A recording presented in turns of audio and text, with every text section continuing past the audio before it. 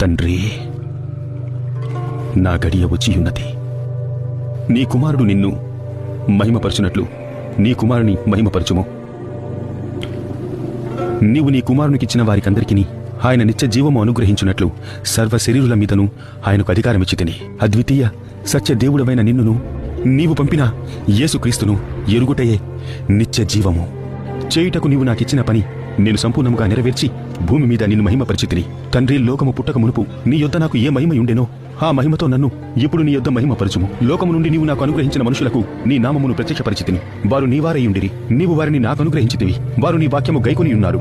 నీవు నాకు అనుగ్రహించిన మాటలు నేను వారికి ఇచ్చియున్నాను. వారా మాటలను అంగీకరించి నేను నీ యొద్ద నుండి బయలుదేరి వచ్చితినని నిజముగా ఎరిగి నీవు నన్ను పంపితివని నమ్మిరి గనుక నీవు నాకు అనుగ్రహించినవన్నీ నీ వలననే కలిగినవని వారిప్పుడు ఎరిగియున్నారు.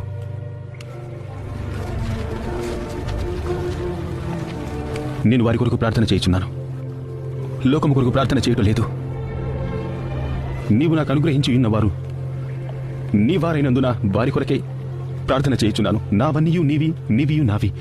వారి యందు నేను మహిమపరచబడి ఉన్నాను. నేనిక లోకములో ఉండను గాని వీరు లోకములో ఉన్నారు. నేను నీ యొద్దకు వచ్చుచున్నాను. పరిశుద్ధమైన తండ్రి, మనము ఏకమై ఉన్నలాగున వారును ఏకమై ఉండునట్లు నీవు నాకు అనుగ్రహించిన నీ నామమందు వారిని కాపాడుము. నేను వారి యొద్ద ఉండగా నీవు నాకు అనుగ్రహించి